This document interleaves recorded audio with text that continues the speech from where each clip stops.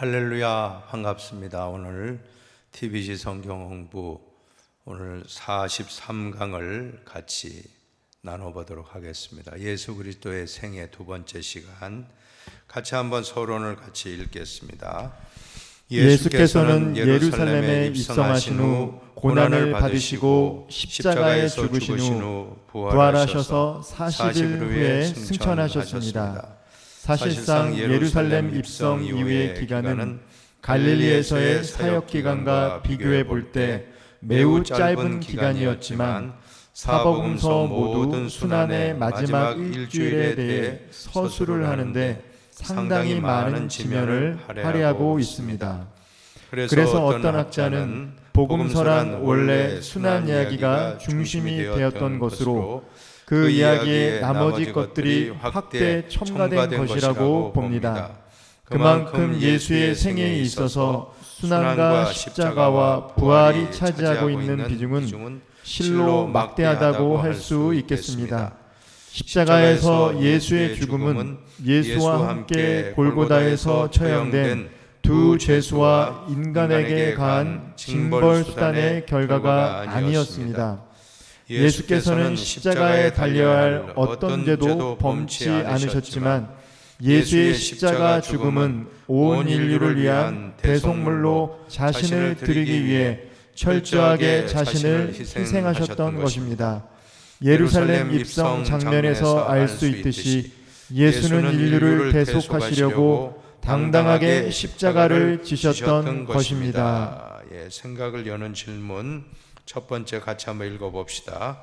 예수께서 체포되시자 혼비백산에서 달아난 제자들과 같이 우리는 우리에게 다가올 위험이나 손해를 두려워한 나머지 가지고 있던 신념이나 신앙을 버리지는 않았으니까. 제자들은 위기 상황에서 다 도망가고 말았습니다. 우리는 어떠하겠습니까?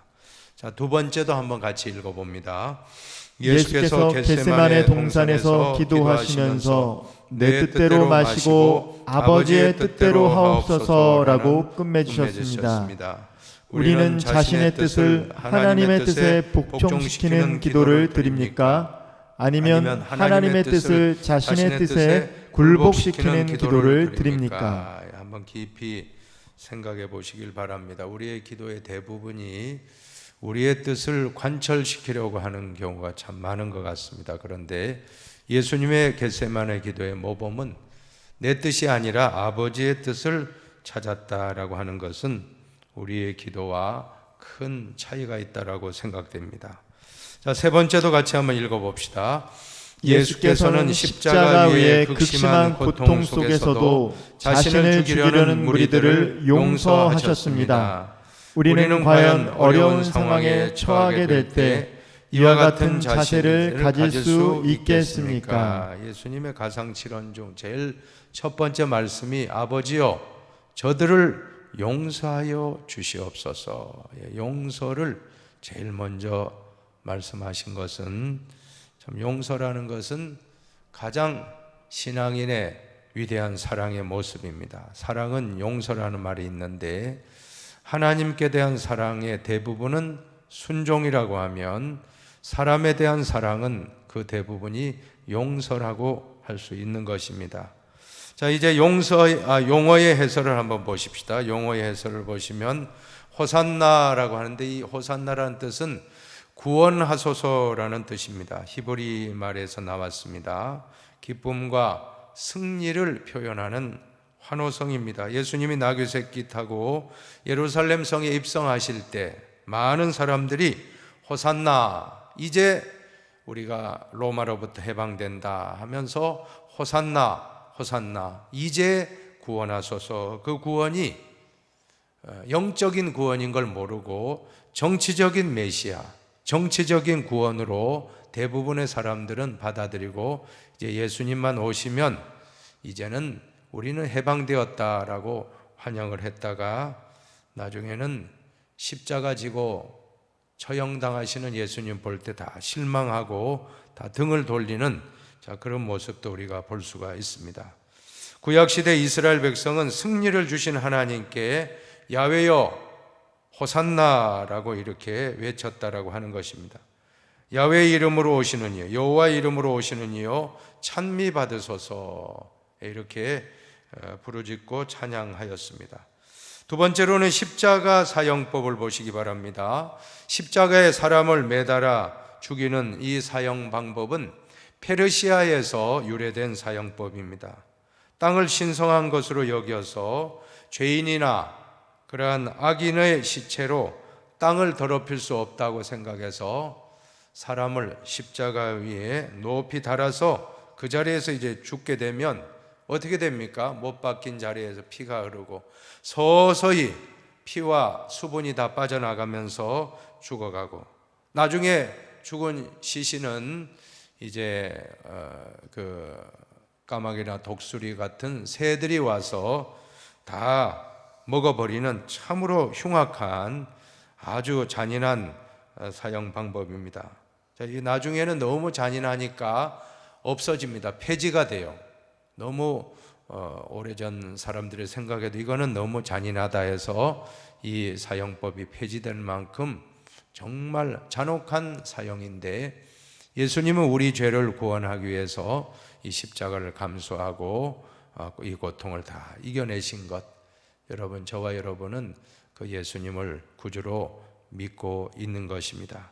이제 시대적인 배경을 보시기 바랍니다. 시대적 상황을 보시면 나라를 잃은 유대인들의 꿈은 언제나 다윗과 같은 지도자가 나타나서 이방인의 속박으로부터 이스라엘을 구원해내고 그 옛날 다윗 왕국의 영광을 재건할 것이다 라고 하는데, 모두가 메시아 기대, 다윗과 같은 메시아가 올 것이다 라고 초점을 맞추었습니다. 그래서 그들은 수많은 해방운동을 감행했지만 주전 2세기에 마카비 혁명을 제외하고는 처절한 실패를 맛볼 수밖에 없었습니다. 우리가 신구약 중간기 마카베오 상하를 우리가 잠깐 얼마 전에 보셨죠? 그 내용입니다.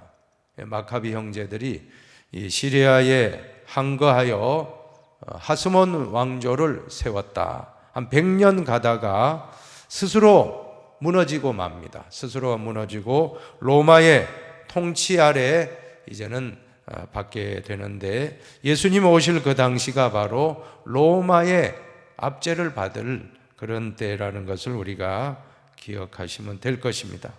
자, 이러한 정치적인 분위기 속에서 갈릴리로부터 시작된 예수의 선교는 민중의 주목을 받기에 충분했던 것입니다.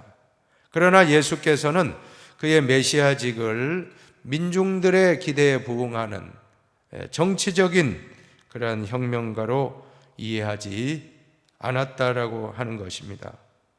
하나님의 커다란 목적을 이루기 위해 고난받는 종으로서 자신의 소명을 이해하셨습니다.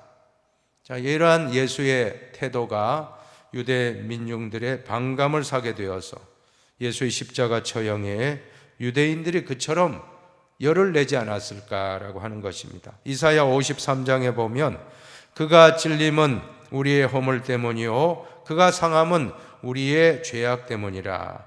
그가 징계를 받음으로 우리는 평화를 누리고 그가 채찍에 맞음으로 우리는 나음을 받았도다. 이사야 53장 5절 말씀에 보면 고난받는 메시아, 앞으로 오실 예수님 메시아는 고난받을 메시아다 하는 것을 참 이 이사야 선지자가 수백 년 전에, 예수님 오시기 수백 년 전에 예언을 했던 것입니다.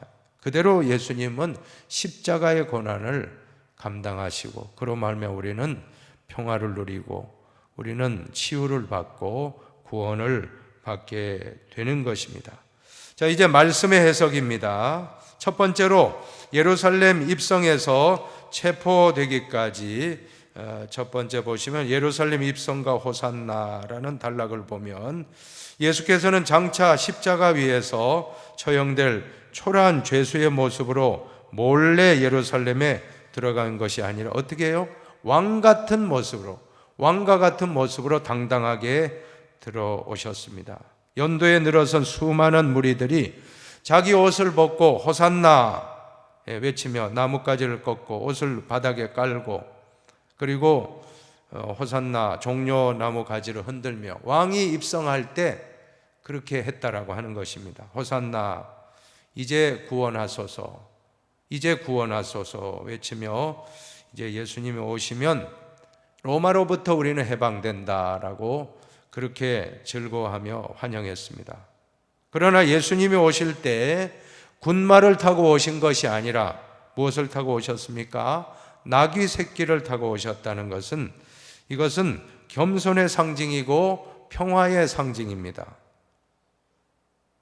군대를 가지고 모든 이방인들을 다 물리치고 정치적인 메시아로 오시는 것이 아니라 평화의 왕으로, 우리를 구원하시는 겸손의 왕, 평화의 왕으로 오셨음을 나귀 새끼를 타고 오셨다는 말씀에서 우리는 기억해야 됩니다. 우리는 언제나 이 성교학에서도 군대를 끌고 가서 그 군대로 복종시켜서 십자군으로 선교하는 것이 실패했습니다. 우리는 참 18세기 무렵 한참 그런 선교가 진행될 때 무력으로 지배하는 것은 다 실패했습니다. 그러나 십자가의 정신, 평화의 정신으로 나가서 고난받는 종의 모습으로 선교하는 지역은 놀라운 부흥을 이루고 기적이 일어나고, 가서 순교했는데 창끝이라고 하는 그 영화도 나왔잖아요. 그냥 가서 5명의 선교사가 그 부족에 의해서 죽임을 당했는데, 그런데 그 후손들이 다 구원받고 그 부족 전체가 예수 믿고, 심지어 그 선교사를 죽였던 그 사람이 죄사함 받고 구원받는 기적의 역사가 훗날 이루어지지 않습니까? 미션이란 영화를 보면 참 그런 거 우리가 느끼는데, 멘도사라고 하는 사람 나오잖아요. 그 사람은 노예 사냥꾼이었다 회심하고 구원받습니다. 그런데 이제 선교지에 어떤 큰 문제가 일어났을 때 이 가브리엘이란 선교사님은 십자가 들고 그냥 묵묵히 행진하다가 그 자리에서 죽습니다. 다른 여러 성도들과 함께 순교하는 거예요. 그러나 이 멘도사는 무력으로 우리가 이겨야 된다라고 하면서 하다가 그도 나중에 이제 죽게 되는데, 그 두 가지 선교의 그런 방법이 나오는 것입니다. 십자군의 방법과 십자가의 방법이 있는데, 여러분, 결론은 우리는 예수 그리스도의 십자가의 모습이 우리를 구원했듯이 하나님의 선교는 십자가의 선교였던 것입니다. 십자군은 다 실패했습니다. 우리는 어떤 일이 있어도 바로 예수 그리스도의 겸손하게 십자가 지고 고난당하신 메시아의 모습을 언제나 우리의 삶의 현장에서 적용하며 나아가시길 바랍니다. 두 번째는 성전 숙청 사건입니다.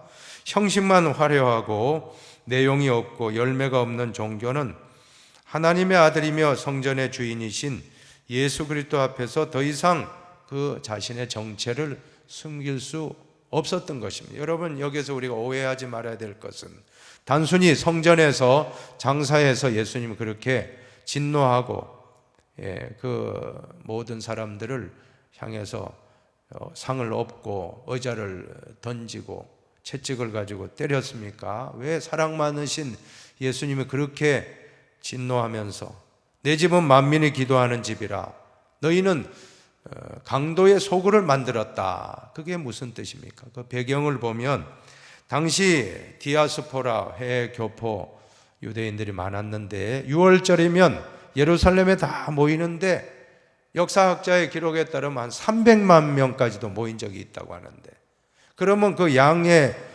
숫자가 한 30만, 40만 마리의 양이 제물로 바쳐졌다라고 하는 것입니다. 그럼 해외에서 오시는 그러한 분들이 얼마나 불편했겠습니까? 그 제물을 들고 올 수도 없고 하니까 편의상 성전에서 그렇게 양을 살 수 있도록 판매를 했는데, 문제는 여기서부터입니다. 처음에는 좋은 의도로 되었지만 제사장이 이 양 파는 사람하고 서로 결탁되어 이권에 개입되고 대사장이 양이 합격 도장을 찍어줘야지 제물을 올릴 수 있는데 멀리서 가지고 온 양은 어떤 구실을 붙여서라도 불합격 처리하고 아무리 시원찮아도 성전에서 파는 양은 합격 처리를 하니까 여기에 돈이 개입되고 이권이 개입되고 그렇게 했다는 것입니다. 또 가난한 자를 위한 이 비둘기 제물을 바칠 사람들도 많았는데 심지어 10배 이상 폭리를 취했다는 겁니다. 그 제사를 드릴 때에는 비둘기 값이 막 10배로 오르고 또 로마의 화폐를 가지고 오는데 세겔로, 성전 세겔로 이스라엘 화폐로 바꾸는데 유다 화폐로 바꾸는데 엄청난 또 폭리, 정상적으로 바꾸지 않고 그때가 되면 뭐 몇 배 이상 돈을 한전상들이 남겼다. 자, 이것을 예수님은 분노하여 이와 같이 크게 진노하셨던 것을 우리는 알 수가 있습니다. 이제 마지막 만찬을 보십시오. 예수께서는 12 제자들과 함께한 다락방에서 마지막 유월절 식사를 하시면서 최초의 성만찬 의식을 거행하셨습니다. 여러분, 기독교 신앙은 기억입니다. 예수님 뭐라고 했습니까? 성만찬을 하시면서 나를 기념하라, 나를 기억하라 하는 것입니다. 예수님의 살과 피를 기억하라. 우리도 이 시간 예수님을 기억하시기 바랍니다. 하나님의 은혜를 기억하면 우리는 반드시 하나님께 감사하고 신앙생활을 잘하게 될 것입니다. 영적인 치매가 한 번도 없길 바랍니다. 치매는 아무것도 기억하지 못하는 것입니다. 여러분, 우리는 영적인 기억력 더 총명하고 하나님 나에게 베풀어 주신 은혜를 항상 감사하며 사는 저와 여러분이 되시기를 축원합니다. 다음은 겟세마네 동산의 기도인데 세 가지 특징이 있습니다. 고민하여 죽게 된 기도였고 통곡과 눈물의 기도였습니다. 그리고 중요한 것은 아버지의 뜻에 복종하는 기도였습니다. 내 아버지여, 만일 할만하시거든 이 잔을 내게서 지나가게 하옵소서. 그러나 나의 원대로 마옵시고 아버지 원대로 하기를 원하나이다. 아버지 원대로 하옵소서. 오늘 우리는 기도할 때 나의 뜻을 고집하는 기도를 더 많이 하지 않았습니까? 기도는 내 뜻을 아버지의 뜻에 복종시키는 것입니다.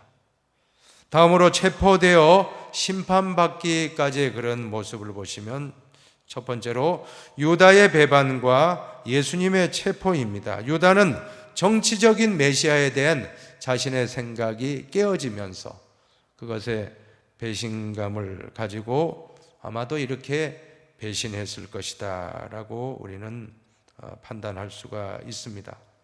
자, 두 번째로 대제사장 집에서의 예수님의 신문과 베드로의 부인, 한번 같이 한번 읽어 주시기 바랍니다. 읽겠습니다. 대제사장 집에서 예수님의 신문과 베드로의 부인 자신을 해하려는 자들과 맞서서 의연한 태도를 보이신 예수 그리스도와는 달리 대제사장의 집들에 있었던 베드로는 비굴하게 3번씩이나 예수와 아무런 관련이 없노라고 강하게 부인했다. 예, 참 안타까운 사건인데 베드로는 3번씩이나 예수님을 부인하고 있습니다. 입으로만 부인한 것이 아니라 맹세하고 나중에는 저주하며 부인을 했다라고 하는데 참 계집종 앞이에요. 누구에게 부인했습니까? 빌라도 앞도 아니고 어떤 대제사장도 앞도 아니고 계집종 여인 앞에서, 여종 앞에서 부인을 했어요. 그리고 닭이 웁니다. 그때 베드로는 주님이 하신 말씀이 생각나서 밖에 나가서 통곡하게 되었던 것입니다. 여러분, 베드로와 가룟 유다의 차이점이 무엇입니까? 베드로는 뒤늦게라도 회개하고 통곡하고 이제는 모든 걸 다 뉘우쳤지만 가룟 유다는 끝까지 회개하지 않고 스스로 목숨을 끊고 비참한 생애로 마감하고 말았습니다. 빌라도 총독의 신문도 보실까요? 대제사장들이 시기하여 예수를 죽이고자 한다는 사실을 빌라도는 알았습니다. 할 수만 있으면 예수를 석방하려고 이렇게 좀 노력을 한 것 같아요. 그러나 예수를 십자가에 못 박으라는 무리들의 강한 요구에 굴복했어요. 결국 바라바를 놓아주고, 명절이면 죄수 한 명을 놓아주는 관례에 따라서 죄 없는 예수는 십자가에 못 박게 하고, 바라바라는 죄수를 살려주는 그러한 판결을 했는데, 참 우리가 사도신경을 외울 때마다 본디오 빌라도에게 고난을 받으사 하는 그 구절 기억나시죠? 참 빌라도 불행한 사람입니다.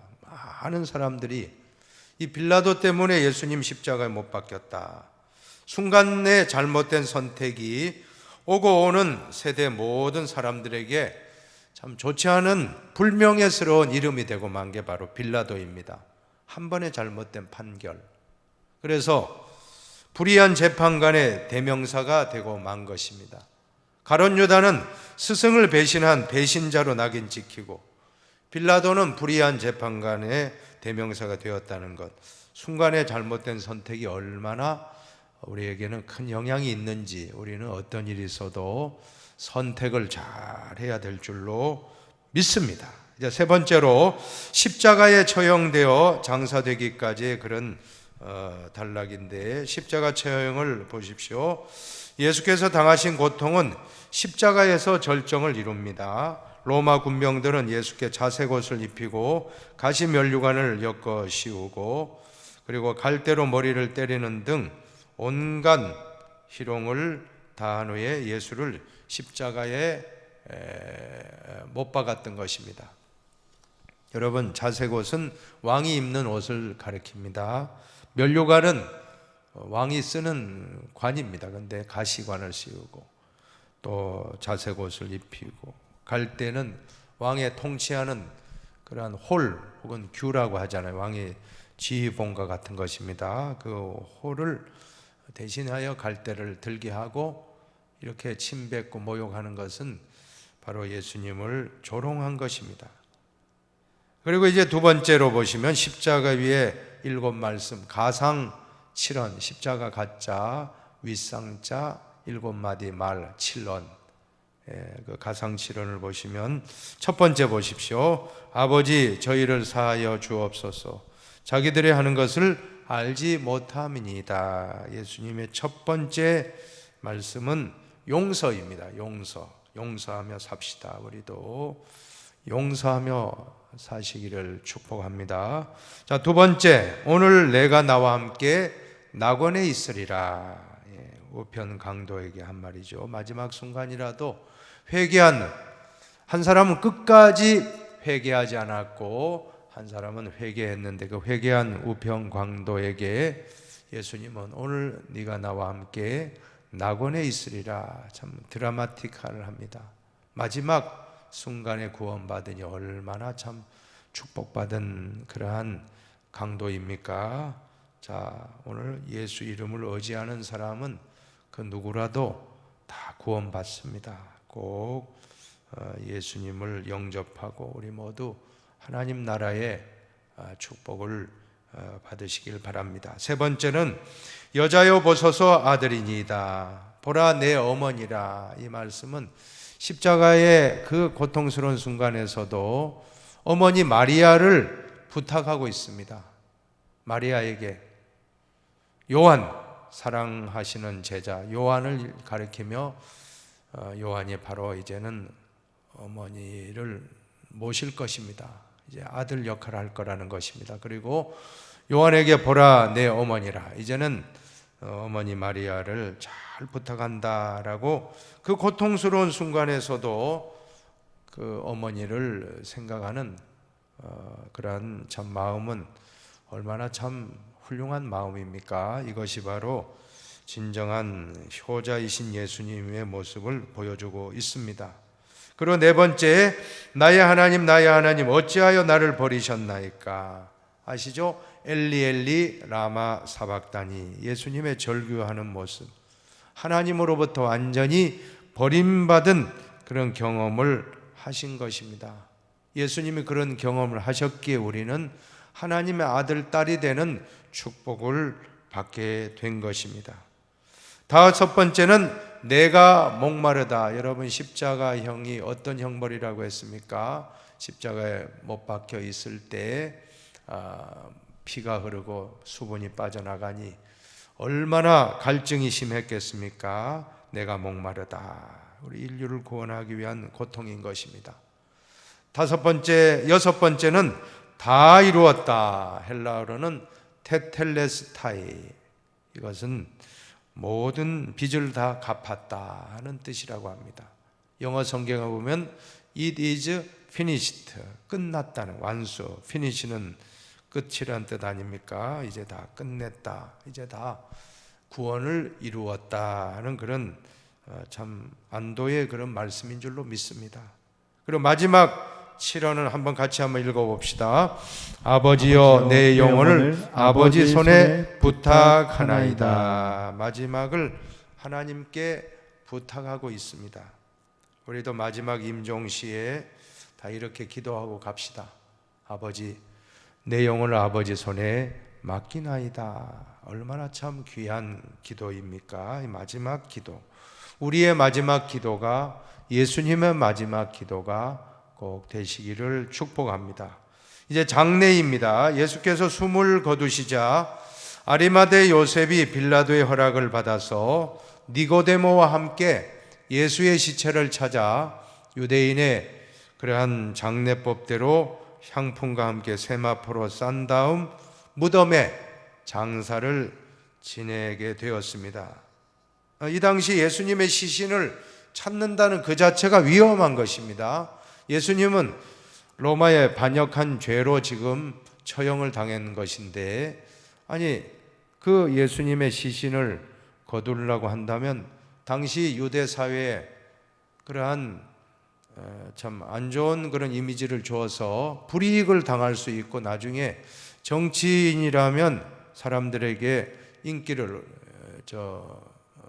참 잃게 될 것이고, 또 여러 권력자라면 권력을 잃게 될 수 있는데, 참 니고데모와 아리마대 요셉은 훌륭한 분들입니다.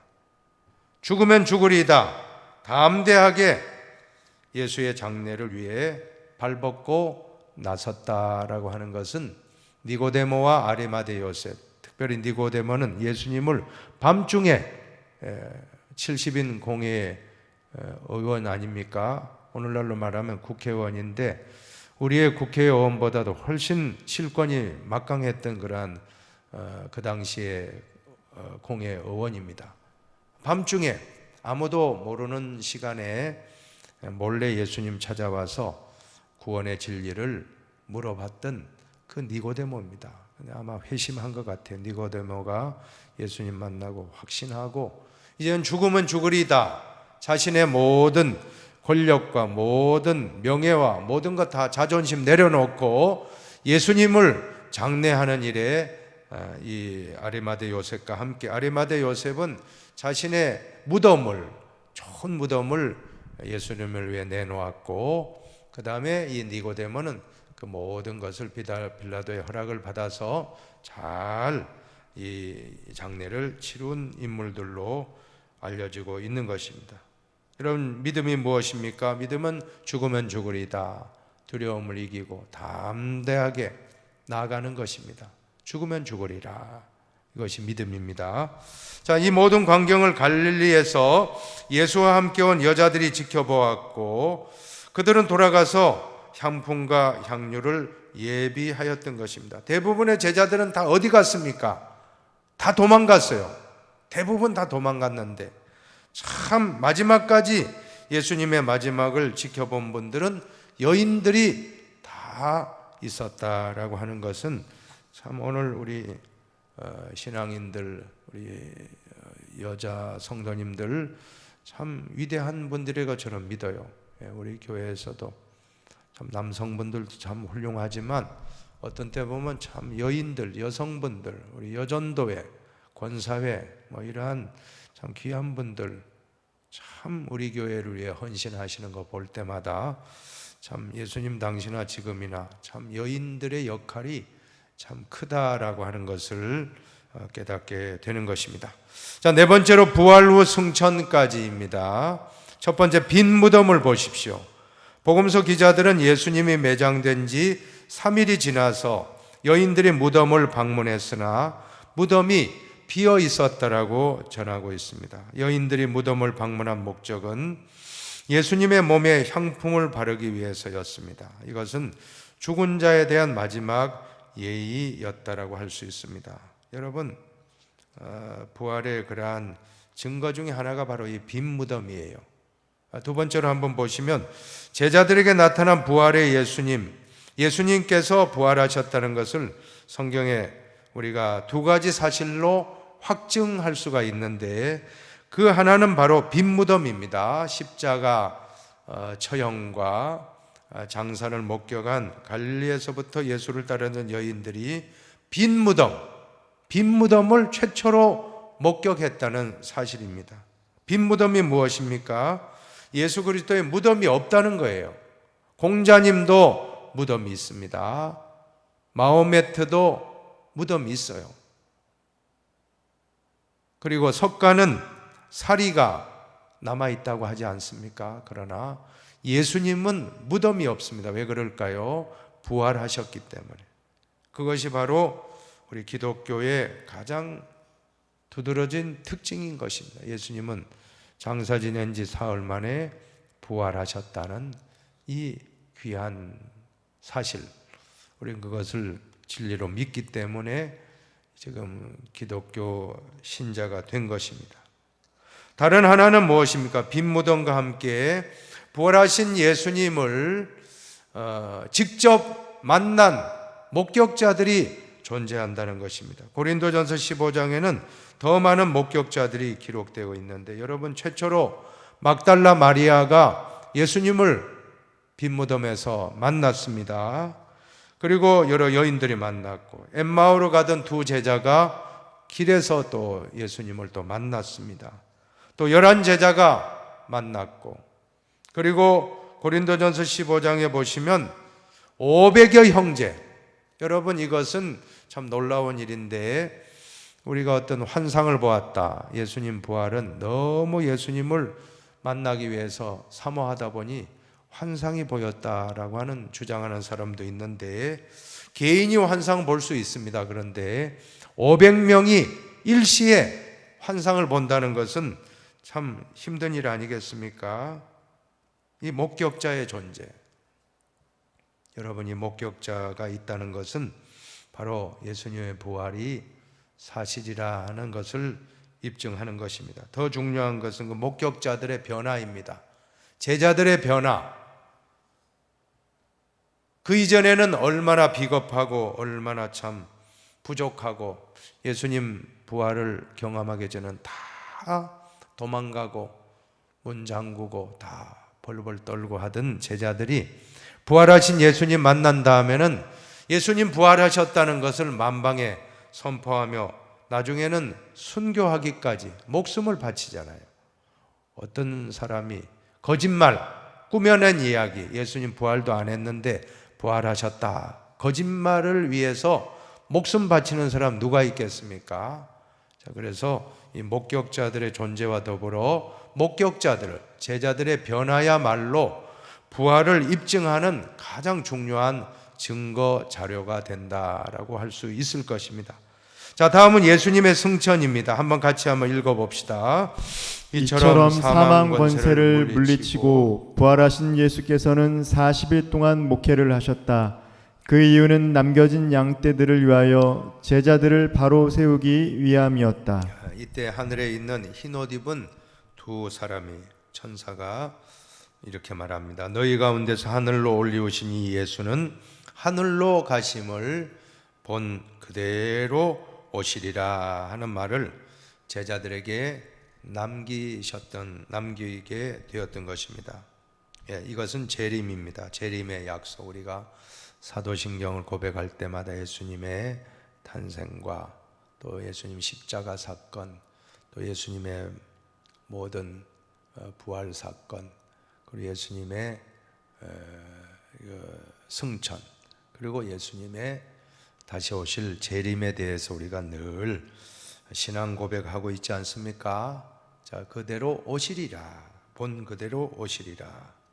자, 이로써 지상에서 예수 그리스도의 삶은 대단원의 막을 내리게 되는 것입니다. 참 예수님의 생애, 이 마가복음 1장부터 16장까지의 말씀, 복음서 중에서 제일 최초로 기록된 복음서가 바로 마가복음으로 알려지고 있는데, 마가복음의 핵심은 예수 그리스도의 모든 이제 그 생애, 삶을 다 요약하여 다루고 있다라고 하는 것입니다. 이제 신학적인 의미를 보십시오. 첫 번째로 시련을 이기는 동료로라고 되어 있는데, 여러분 무슨 동료입니까? 시련을 이기는 동료, 무엇을 동료하는 것입니까? 유다의 배반 이야기는 유다처럼 예수님을 배반해서는 안 된다는 것입니다. 배반자가 되면 안 된다. 이건 교훈입니다. 그죠?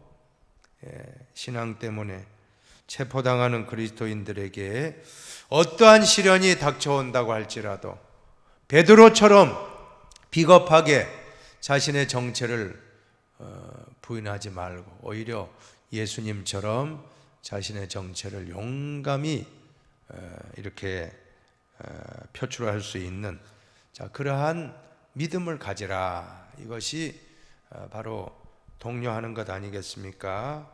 뿐만 아니라 위기의 순간에 열심히 기도하는 예수님의 모습과 잠들어 있는 제자들의 모습을 보면서 어떻게 우리는 알 수 있습니까?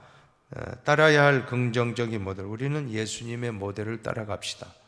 그리고 부정적인 모델은 제자들처럼 하지 말고 예수님처럼 우리는 기도하자. 이런 교훈, 자, 이러한 것이 바로 등장인물들을 통해서 우리는 분명히 이렇게 교훈을 얻게 되니, 이런 모든 것이 다 복음서를 기록한 목적입니다.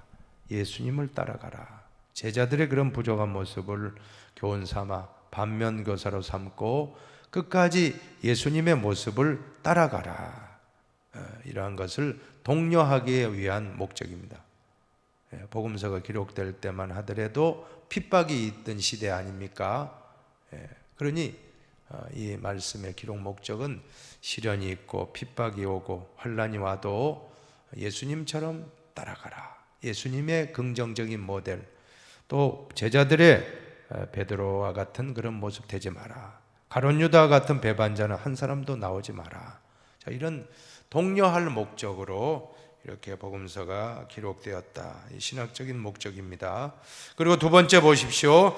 하나님의 아들 왕 중의 왕이 고난받는 종이 되시다라고 하는 것입니다. 예수님이 겟세마네 동산에서 겪으신 고독은 그 누구도 이해하거나 대신할 수 없는 데서 오는 고독이었습니다. 이때 제자들은 또 어떤 것을 겪었습니까? 현존 속의 부재, absence in 바로 presence. 이런 좀 어렵죠. 현존 속의 부재가 뭡니까? 계신데, 예수님이 함께 계신데 예수님을 예수님으로 알아보지 못한 제자들의 모습이라는 것입니다. 아니 3년 동안 예수님 따라다니고 그렇게 많은 가르침 받고 천국 복음 많이 듣고 그렇게 예수님의 병 고치는 사건도 체험하고 또 여러 가지 많은 이적, 오병이의 기적, 또 물로 포도주를 바꾸는 기적, 무리를 걸으신 기적, 뭐 이루 말할 수 없는 나병 환자를 고치고 죽을 자를 살리고 나사로를 살리고, 자, 이것을 다 보았습니다. 자, 그럼에도 불구하고 예수님이 계시지만 깨닫지 못한다는 거예요. 예수님과 함께 있었으나 예수님을 예수님으로 알아보지 못한 제자들의 모습, 이것이 바로 무슨 말입니까? 좀 어렵지만 현존 속의 부재. 예수님이 현존해요. 예수님이 옆에 있어요. 3년 동안 같이 따라다녔습니다. 그런데 예수님이 안 계신 것처럼 이렇게 행동했다는 것이, 이것이 현존 속의 부재입니다. 이제 물론 나중에 부활하신 주님을 만나고 그 사건이 결정적입니다. 그리고 오순절에 성령 충만을 받은 제자들이 그때는 어때? 반대입니다. 부재, 예수님은 지금 승천하고 안 계세요. 부재 속에 현존을 경험하게 되었다. 신학적인 조금 어려운 이야기지만 여러분이 한번 그 정도로 이해하시면 될 줄로 압니다. 현존 속의 부재, 이제는 부재 속의 현존 뒤에 나옵니다. 나중에 한 번 더 보시고, 자, 예수님은 이러한 현존 속의 부재에서 참 제자들이 얼마나 참 어리석은 거 다 아시잖아요. 다 기도하러 왔는데 다 졸고 있고, 또 서로 누가 높은가, 십자가 지로 가시는데 누가 더 좌의정하고 우의정 한 자리 할 건가, 뭐 그런 논쟁하고 있었습니다. 자, 그러한 현존 속의 부재에서 오는 처절한 고독감, 나 혼자밖에 없구나, 제자들 믿을 자가 아니구나, 창조적 고독으로 바꾸셔요. 그것이 어떻게 바꾸느냐 하면 바로 내어 맡김이라는 용어입니다. 한번 따라 합시다. 내어 맡김. 내어 맡김. 내어 맡김. 내어 맡김. 기도와 복종입니다. 내어 맡겼다. 이 참 어려운 문제를 내어 맡김, 다 맡겼다는 거. 이것조차도 하나님께 완전히 맡기는 기도를 합니다. 그 기도는 탄원이기 이전에, 기도가 무엇입니까, 여러분? 기도는 탄원이기 이전에 아버지의 뜻 앞에서 내어 맡김, 내 뜻을 맡기는 거예요. 내 뜻을 고집하는 탄원이 아니고, 하나님 이렇게 해주세요, 하나님 이거 제발 좀 부탁합니다 하고 탄원하는 의미도 있지만, 그러나 예수님의 기도에서 우리가 배워야 할 점은 이 기도의 전환점이 됩니다. 겟세마네 기도는 탄원하는 것도 중요하지만 내어 맡김, 내 뜻을 아버지의 뜻에 내어 맡기는 겁니다. 아버지께 맡기나이다. 아버지의 뜻이 이루어지길 원하나이다. 아버지의 뜻은 무엇입니까? 십자가를 지고 묵묵히 따르라는 것입니다. 사랑하는 여러분, 우리가 기도하기 전에는, 기도할 때 또 처음에는 막 내 뜻을 주장하고 막 기도해요. 막 하나님 아버지 이것도 불평하고 저것도 원망하고 이렇게 하다가 이제 네가 문제다 하고 음성을 듣고 눈물 콧물 다 회개하고 나면 그때부터는 내 뜻을 고집하지 않습니다. 아버지의 뜻대로 되기를 원하나이다. 아버지께서 하시옵소서.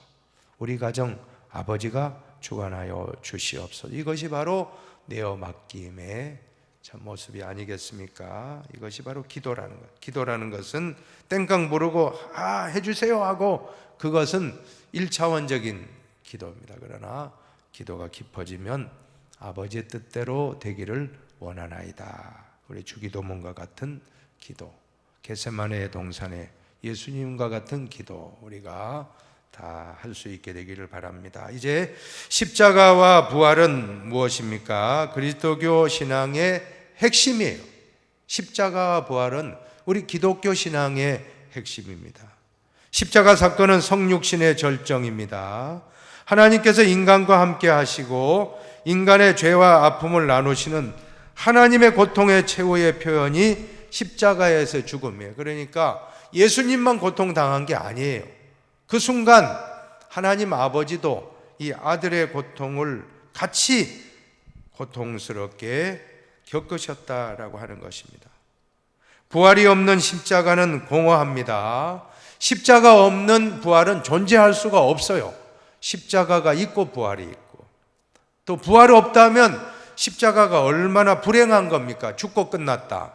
예수님은 그냥 한 청년이 정말 아주 위대한 성인이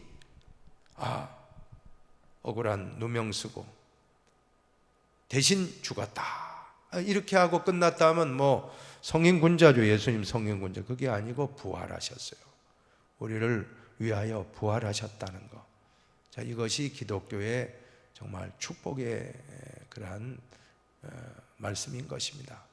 독일 신학자 유르겐 몰트만이라는 분은 이렇게 해석합니다. 제자들은 예수님의 부활 사건을 통하여 비로소 진정한 과거의 예수님을 보기 시작했다. 이 몰트만은 이 부활을 아주 강조하는 신학자거든요. 부활 때문에 예수님의 과거의 모든 가르침들 다시 새롭게 가슴에 와닿게 되었다는 것입니다. 부활을 통해서만 십자가의 신비와 의미가 보이기 시작된다는 것입니다. 의미를 보기 시작하게 됐다는 것입니다. 제자들이 부활을 통해서 십자가가 얼마나 위대한 사건인지 더 그 의미를 깨닫게 됐습니다. 그리고 동시에 제자들은 예수님의 부활을 통하여 장차 오실 분을 보기 시작하고 다시 재림을 기다릴 수가 있게 된 것입니다. 여기서 십자가는 예수님을 기억하는 근거가 되고, 부활은 장차 올 하나님 나라를 소망하는 종말론적 근거가 되는 것입니다. 부활 사건의 후속 사건으로서의 두 번째는 교회가 출현하게 됩니다. 이 교회는 제도나 건물이나 조직으로 표현된 것이 아니고 바로 교회는 십자가의 죽음을 이기시고 예수님을 다시 살리신 하나님과 하나님 나라의 영원한 생명을 경험하면서 예수님을 기억하고 또 예수님의 오심을 소망하는 하나님 나라 백성들의 공동체라는 사실 기억하시기 바랍니다. 교회는 단순한 이 건물이 아닙니다. 이 건물은 정확하게 말하면 예배당이고, 교회라는 건 저와 여러분, 예수 그리스도를 구주로 고백하는 사람들의 모든 공동체, 모임, 이 지금 여러분들 다 이러한 여러분 한 사람 한 사람이 몸된 교회의 지체가 된다는 것을 꼭 기억하시고, 하나님 나라의 백성들의 신앙 공동체가 이루어지게 되었다는 거죠. 부활 이후, 부활 사건 이후 오순절 성령을 경험하고 교회가 출현하게 된 것입니다. 자, 십자가 이전까지의 제자 공동체가 아까 말씀했죠. 현존 속의 부재였던, 예수님이 계셔요. 현존이라는 것은 그죠? 현재 존재한다는 거 아닙니까? 현존 속의 부재, 없다는 거예요. 있을 제자에 아닐 부자, 지금 있지 아니하다 하는 뜻입니다. 현존 속, 예수님이 3년 동안 십자가 사건 이전까지는 다 같이 계셨어요. 그러나 제자들은 전혀 그 깨닫지 못하는 거예요. 예수님이 어떤 존재고 예수님이 얼마나 귀한 분인지 깨닫지 못하다가 부활 이후 교회 공동체가 부재 속의 현존, 좀 어렵죠, 그죠? 부재 속의 현존을 경험하게 되었다. 안 계세요. 예수님은 안 계셔. 떠나갔잖아요. 승천하셨잖아요. 그러나 뭐라고 했습니까? 볼지어다 내가 세상 끝날까지 너희와 항상 함께 있으리라. 놀라운 말씀이에요.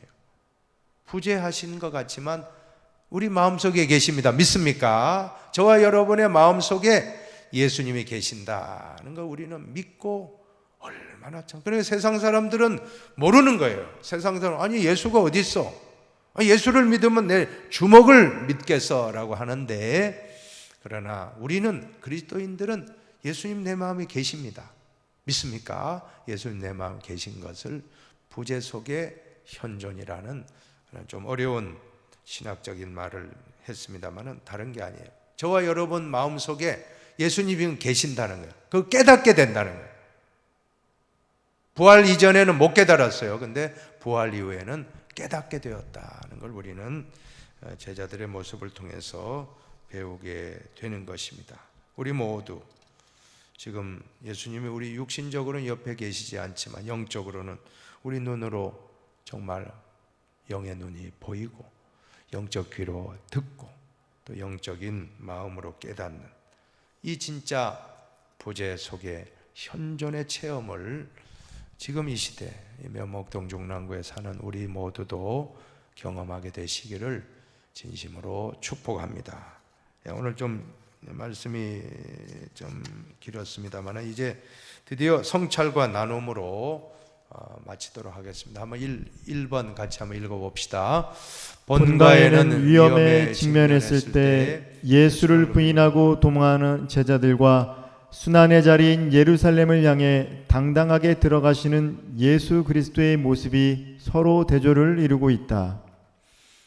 어떠한 위험 속에서도 의연하게 자신의 길을 가시는 예수님을 우리는 다시 생각해야 되겠습니다. 그죠? 아까 말씀드렸죠. 이 복음서를 기록한 목적.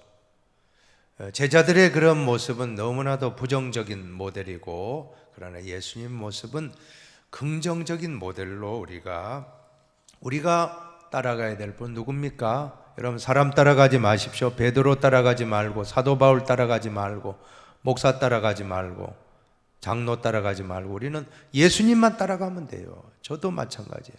여러분도 마찬가지고, 사람 보면 실망해요. 사람을 따라가지 말고 오직 예수, 오직 믿음, 오직 은혜, 오직 성경, 오직 하나님께 영광. 우리는 계속해서 예수님의 모델을 따라가며 언젠가는 우리도 예수님처럼 그러한 참 예수 닮은 작은 예수, 우리가 신앙생활하면 한 번쯤은 저 사람 진짜 예수님 닮았다, 예수 닮은 목사님이다, 예수 닮은 장로님이다, 예수 닮은 권사님이다, 집사님이다 하는 말 한 번쯤 우리가 들어봐야 되지 않겠습니까? 꼭 예수님을 깊이 묵상하며 예수님을 따르시기를 바랍니다. 자, 두 번째도 같이 한번 읽어봅시다.